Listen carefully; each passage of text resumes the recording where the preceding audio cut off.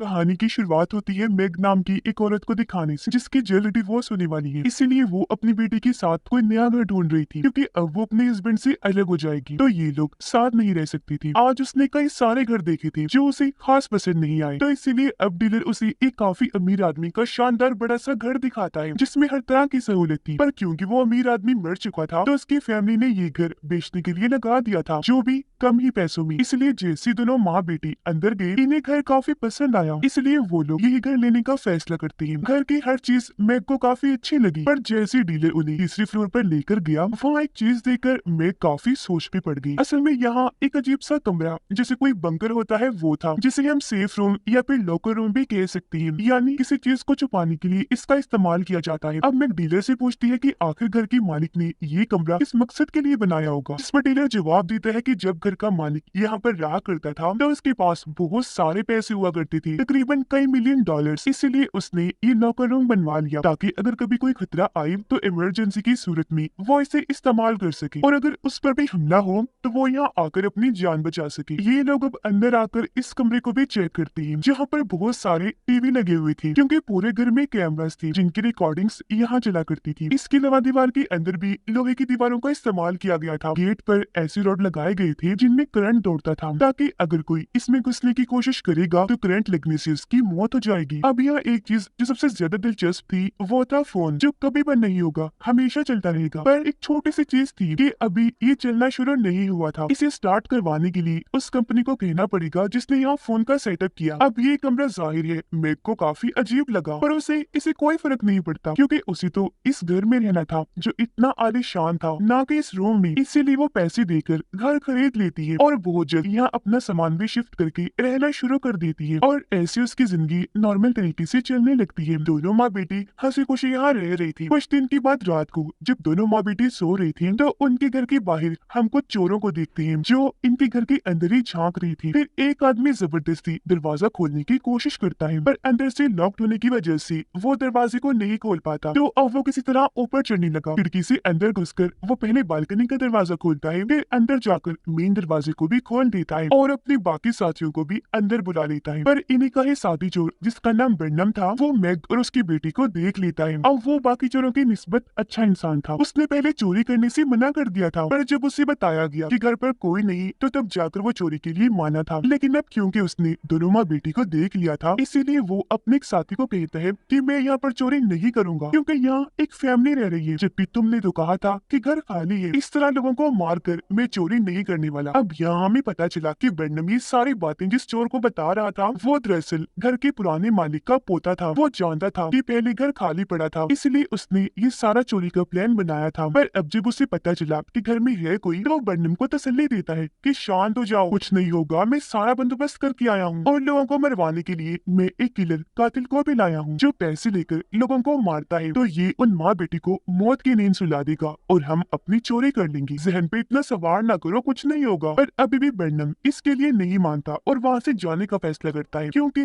किसी की जान लेने पर उसका दिल नहीं मान रहा था। उसे जाता हुआ देखकर घर के मालिक का पोता उसे लालच देने लगता है कि क्या बेवकूफी कर रही हो, तुम्हें पैसे नहीं चाहिए, तुम्हें अंदाजा नहीं कि यहाँ हमें 3 मिलियन डॉलर से भी ज्यादा पैसे मिलेंगे। जो सुनकर अब बर्नम रुक जाता है क्योंकि उसे भी पैसों की सख्त जरूरत थी। अब आधी रात को मैग की आंख खुल गई, उसे वॉशरूम जाना था, जिसके बाद जब वो दोबारा सोने के लिए जाने लगी वो लॉकर रूम की लाइट जलाकर चेक करने लगती है। पर थोड़ी देर बाद जब उसकी दोबारा आंख खुली तो उसने देखा कि मैंने तो लॉकर रूम की लाइट्स ऑफ ही नहीं की, इसीलिए वो लाइट बंद करने जैसी ही आई उसकी नजर टीवी पर पड़ जाती है, जहाँ वो ये देखकर काफी घबरा गई कि घर में कुछ चोर घुस आए हैं। वो डरी हुई जल्दी से अपनी बेटी के पास आई, उसे जगाकर चुप रहने का कहती है, फिर सारी बात बताकर यहाँ से ले जाने लगी ताकि वो यहाँ से भाग सके। पर उन्हें जाता हुआ घर के मालिक का पोता देख लेता है, इसलिए वो भी इनके पीछे पड़ गया। लेकिन अब ये नीचे जाने के लिए लिफ्ट का इस्तेमाल करने लगी। मैग की बेटी बताती है कि हमें उस लॉकर रूम में चलना चाहिए, वहाँ हम महफूज रह सकते हैं। इस बात पर मैग मान गई और अब ये दोनों तीसरे फ्लोर पर आ जाती है। अब इससे पहले कि चोर भी इन तक पहुँचते ये रास्ते में कुर्सी रखी आगे बढ़ी। चोर इन तक आने ही लगी थी, ये जल्दी से उस कमरे में जाकर अंदर से दरवाजा बंद करके खुद को वहीं पर लॉक कर लेती है। दोनों ही काफी डरी हुई थी, उनकी समझ में नहीं आ रहा था कि आखिर ये लोग चाहते क्या है। अब उनके लॉकर रूम में जाने की वजह से मालिक का पोता काफी गुस्सा करने लगा क्योंकि जिस रूम में उन्हें जाना था वो लॉकर रूम ही था जहाँ वो मिलियन डॉलर्स पड़े हैं। पर इस बात का मैग को पता नहीं था। मैग फिर अपना फोन ढूंढने लगी, जहाँ तभी उसे याद आया कि ओ गॉड वो तो कमरे में ही रह गया है, इसीलिए अब वो वहाँ लगी फोन से कॉल करने की कोशिश करने लगी, पर वो भी काम नहीं करता क्योंकि अभी तक उसने कंपनी से उसे ऑन नहीं करवाया था। अब किलर को शक हुआ, वो उनसे कहता है कि कहीं उसने पुलिस को कॉल तो नहीं कर दी, अगर पुलिस यहाँ आ गई तो हम सब पकड़े जाएंगे। जिस पर बर्नम कहता है कि नहीं, ऐसा नहीं हो सकता क्योंकि इसके लिए पहले उसे वो फोन ऑन करवाना था जिसके लिए उसे हमारी कंपनी में कॉल करनी थी, क्योंकि वो फोन जिस कंपनी का था बर्नम वही काम करता था और उसे इस घर की कोने कोने का पता है। पर वहाँ मैग को एक ऐसा बटन मिलता है जिसे दबाने पर वो पूरे घर के स्पीकर में बोल सकती थी, इसलिए वो चोरों को कहती है कि मैंने पुलिस को कॉल कर दी है, वो जल्द आती होगी। पर मालिक का पोता पेपर पे लिख के कैमरा की तरफ करता है, उसने लिखा था कि तुम ऐसा नहीं कर सकती क्योंकि फोन तो चालू ही नहीं है। ये देखकर मैं काफी हैरान रह गई कि इसे कैसे पता चला। फिर वो स्पीकर पे कहती है कि अच्छा तुम्हें जो चाहिए वो तुम लोग लो और फौरन यहाँ से निकल जाओ। जिस पर मालिक का पोता फिर लिख के बताता है कि जो हमें चाहिए वो तो उसी लॉकर रूम में है, तो तुम लोग वहाँ से निकल आओ, हम वादा करते हैं कि तुम्हें कुछ नहीं करेंगे। जिस पर मैं कहती है कि ऐसा तो नहीं हो सकता क्योंकि मुझे चोरों पर भरोसा नहीं, तुम लोग जो मर्जी तक खड़े रहो, मैं और मेरी बेटी तो यहाँ से बाहर नहीं आने वाली। अब ये सुनकर मालिक का पोता बर्नम से कहता है कि तुम हमें ऐसा कोई रास्ता बताओ जिसके जरिए हम उस रूम में घुस सके। बर्नम जवाब देता है कि भाई ऐसा कोई रास्ता नहीं है जिसके जरिए हम घुस सके, सिवाय अंदर से। जब तक कोई अंदर से ना खोले हम नहीं जा सकते। पर यह मालिक के पोते को एक आइडिया आया, वो उस रूम के फर्श को तड़वाने लगा जिस पर वो रूम बना हुआ था जो यहाँ की छत थी। जो देखकर बर्नम उसे कहता है कि तुम ये बेवकूफी कर रहे हो, सालों से मैंने इस तरह के कमरे देखे और इनके बारे में सुना, अगर इसे तोड़ना इतना ही आसान होता तो क्या लोग इसे अपने घरों पे बनवाते। उसकी ये बात ठीक भी थी क्योंकि जब भी पूरा फर्श तोड़ लेती है तो इन्हें उसके अंदर स्टील की दीवार दिख गई जिससे भी ये तोड़ने की कोशिश तो करती है लेकिन तोड़ नहीं पाती। अब ये तोड़ने की आवाज उन दोनों ने भी सुन ली थी जिस वजह से मैं घबरा रही थी, लेकिन उसकी बेटी समझाती है कि मोम आपको डरने की कोई जरूरत नहीं है, जब तक हम इस रूम में है बिल्कुल महफूज है क्योंकि इसे डिजाइन ही इस तरह किया गया है। पर मालिक के पोते को फिर से एक फजूल सा आइडिया आया, वो कहता है कि हम उस कमरे में जाने वाली पाइप में जहरीली गैस छोड़ देते हैं, इससे होगा ये कि दम घुटने की वजह से वो दोनों बाहर आने पर मजबूर हो जाएंगे। सभी इस प्लान पर राजी हो गई, जल्दी ही जहरीली गैस का सिलेंडर लाते हैं और उसकी पाइप को रूम की पाइप से जोड़ देते हैं, जिसके कुछ ही देर बाद पूरे कमरे में गैस फैलना शुरू हो जाती है। पर तभी मैग की बेटी कमरे में पड़े हुए 2 बैग्स खोलती है जिसके अंदर जरूरत का बहुत सारा सामान था जिनकी मदद से ये खुद को बचा सकती थी। इन्हें 2 फायर जैकेट्स मिलती है जिनकी मदद से ये आग से बच सकती है। मैग और उसकी बेटी इस जैकेट को पहन लेती है, जिसके बाद मैग उस पाइप में लाइटर से आग लगा देती है जिससे वहाँ धमाका हुआ और मालिक के पोते का हाथ और मुंह जल जाता है, साथ ही वहाँ काफी चीजें भी गिरकर इधर उधर बिखर गई थी। अब इस सब की वजह से मालिक का पोता काफी गुस्सा हो जाता है क्योंकि उसका सारा प्लान उसी पे भारी पड़ गया। वो अपना कंट्रोल खोते हुए जोर जोर से चिल्लाने लगा कि भले मुझे पैसे मिले या ना मिले लेकिन मैं तुम दोनों को नहीं छोड़ूंगा। अब मैग की बेटी उन बैग्स में से और चीजें ढूंढने लगी जहाँ पर उसे एक टॉर्च लाइट मिलती है, साथ ही रूम में एक बड़ा सा पाइप था जिसके सुराख से सामने वाला घर नजर आ रहा था। उस रास्ते के जरिए मैग की बेटी टॉर्च की लाइट को सामने वाले घर की तरफ मारती है इस उम्मीद के साथ कि शायद वहाँ का मालिक हमें देख ले। ऐसा हुआ भी, घर का मालिक उठ गया जिसे देखकर ये दोनों जोर जोर से चिल्लाने लगी, पर फासला और ये जगह तंग होने की वजह से वो इनकी आवाज नहीं सुन पाता। उसे ये नॉर्मल लाइट भी लगी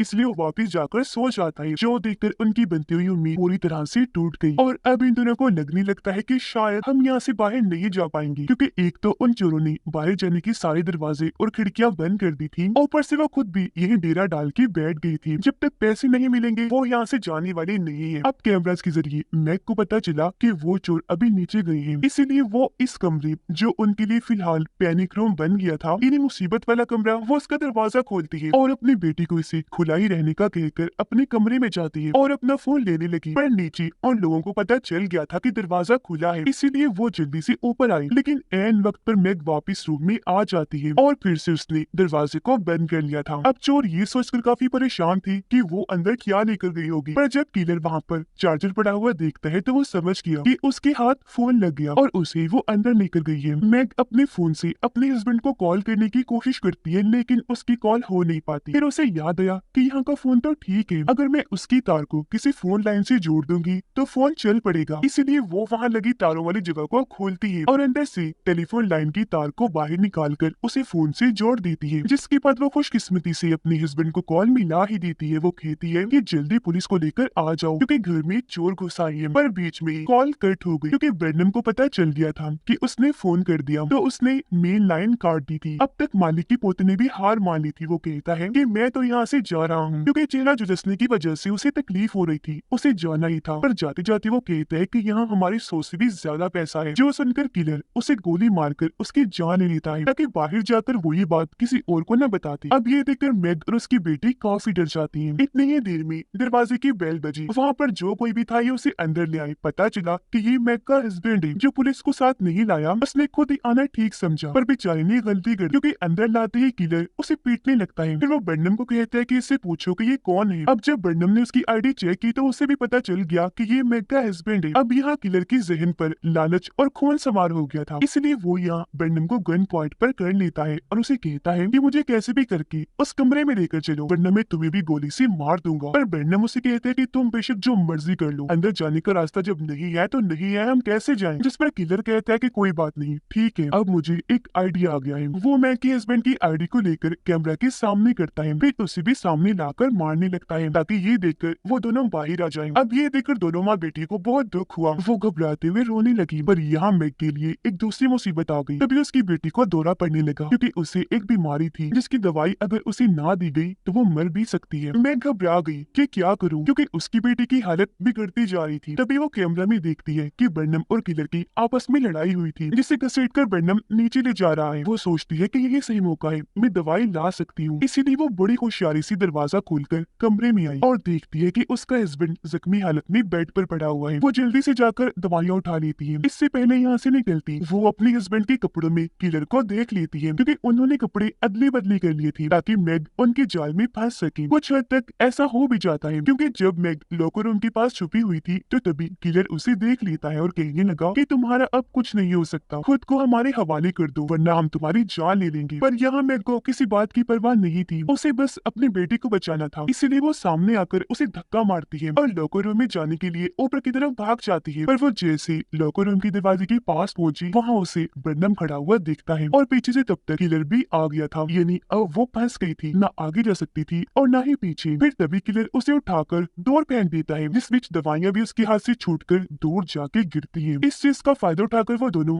लॉकर रूम के अंदर चले जाती है। मैग बाहर ही रह गई जिसके पास गन थी और वो शूट ना कर दी, इस डर से बर्नम दरवाजे को बंद करने लगा। पर पहले ही मैग भी अपनी बेटी की दवाइयां अंदर फेंक दी थी, जिसके फौरन बाद बर्नम दरवाजे को बंद कर देता है। लेकिन जल्दबाजी में किलर का हाथ दरवाजे के बीच में फंस गया, जिस वजह से उसे दर्द हो रही थी और वो दरवाजे को खोलने का कहता है। बाहर तब तक मैग ने भी गन उठा ली थी। बर्नम किलर को कहता है कि मैं दरवाजे को नहीं खोल सकता, मैग के पास गन है, अगर हमने दरवाजा खोला तो वो हमें शूट करके मार देगी। उनकी ये बातें सुनकर मैग गन का रुख दरवाजे की तरफ कर देती है। उसे अपनी बेटी की फिक्र हो रही थी, इसलिए वो उन्हें कहती है कि मेरी बेटी को दवाई दे दो, मैं वादा करती हूँ तुम्हें कुछ नहीं करूँगी, पर अगर तुमने ऐसा ना किया तो बाहर तो तुम लोगों ने आना ही है, मैं फिर तुम्हें छोड़ूंगी नहीं। ये सुनकर बर्नम उसे कहता है कि ठीक है, पर पहले तुम नीचे जाओ। और अब जैसे मैग नीचे गई बर्नम दरवाजे को खोल देता है ताकि किलर का हाथ छूट सके। उसे आजाद करवाते हुए मैग की बेटी को दवाइयां देने लगा। कहता है कि तुम्हारी जैसी मेरी भी एक बेटी है, पर मैं ये सारा काम किसी मजबूरी की वजह से कर रहा हूँ। मुझे धमकाया गया था कि अगर मैंने ऐसा ना किया तो वो लोग मेरी बेटी को मार देंगे। अब तभी दरवाजे पर दस्तक हुई, या और कोई नहीं बल्कि पुलिस थी, जिसे आने से पहले मैग के हस्बैंड ने कॉल कर दी थी। पर यहाँ मैग उनसे सच छुपाती है, कहने लगी कि यहाँ तो सब ठीक है, आप लोग वापस चले जाएंगे। ये सुनकर ऑफिसर कहता है कि अगर तुम्हें कोई डर है, किसी दबाव की वजह से ऐसा कह रही हो, तो हमें बस पलक झपक के इशारा कर दो, हम समझ जाएंगे। पर वो ऐसा कुछ नहीं करती क्योंकि पुलिस का अंदर आना खतरे से खाली नहीं था, वो अपनी बेटी को बचाना चाहती, इसलिए पुलिस यहाँ से अब चली जाती है। लॉकर रूम के अंदर बर्नम उस तिजोरी को तोड़ ही देता है जिसके अंदर यहाँ पैसों की कागजात थी, जिनसे पता चला कि यहाँ 3 मिलियन से कुछ ज्यादा नहीं बल्कि 22 मिलियन डॉलर है। ये उन कागजात को लेकर यहाँ से जाने ही वाले थे कि तभी उनका सामना मैग के हस्बैंड से हो जाता है, जिसके पास गन थी। उसके निशाने पर बर्नम था, जबकि किलर ने उसकी बेटी को पकड़ा हुआ था बंदी बनाकर। वो कहते भी है कि डैड इन्हें कुछ मत करना वरना ये मुझे मार देंगे, पर उसके डैड कहती है कि मेरी बेटी को छोड़ दो, मैं भी तुम्हें छोड़ दूंगा। अब तभी पीछे से मैग किलर के सर पर हथौड़ा मारती है, जिससे वो नीचे जाके गिरता है, पर अभी भी जिंदा था। जबकि मौका पाकर बर्नम यहाँ से बाहर भाग गया। किलर दोबारा उठकर अंदर आने लगा, जिसे देखकर मैग का हस्बैंड उस पर गोलियां चलाने लगा। गोलियों की आवाज बर्नम ने भी सुन ली थी। उसे बच्चे की फिक्र थी, वो सोचता है कि इस गोलीबारी में उसे ना कुछ हो जाए, इसलिए वो वापस भागकर अंदर आ गया। देखता है कि मैग की बेटी निशाने पर है और किलर उसे मारने ही वाला है, पर पहले ही वो उसे शूट करके मार गिराता है और ऐसे उसने बच्चे की जान बचा ली। वो भी इन लोगों से कहता है कि मैं यहाँ से अब जा रहा हूँ, अब तुम लोगों को परेशान करने वाला कोई नहीं होगा। इतना कहकर वो यहाँ से बाहर गया। दरवाजे क्योंकि बंद थे तो भागने के लिए वो दीवार फैलाने की कोशिश करने लगा, पर तभी यहाँ पुलिस आ गई जो उसे पकड़ चुकी थी और चारों तरफ से घेर लेती है। उसके हाथ में $22 मिलियन की जो कागजात थी वो उन्हें छोड़ देता है और वो सारी हवा में उड़कर यहाँ वहाँ चले जाते हैं। अब हालांकि वो अच्छा इंसान था, लोगों को बचाना चाहता था, उसे सबकी परवाह थी, लेकिन अब यहाँ ऑफिसर्स उसे पकड़ चुके थे क्योंकि अच्छा होने के साथ साथ उसे पैसों का लालच था जो किसी भी अच्छे इंसान को बुरा बनाने में देर नहीं करता। जिसके बाद हम कुछ दिन के बाद का वक्त देखते हैं जहाँ वो दोनों माँ बेटी बड़े आराम से बातें कर रही थी और अब ये फिर से नए घर की तलाश शुरू कर देती है जहाँ पर लॉकर, पैनिक रूम या कहीं की बंकर जैसी कोई जगह ना हो और इस तरह का खतरा आगे उन्हें कभी मोल लेना ना पड़े। और इसी के साथ इस फिल्म की कहानी यहीं पर खत्म हो जाती है।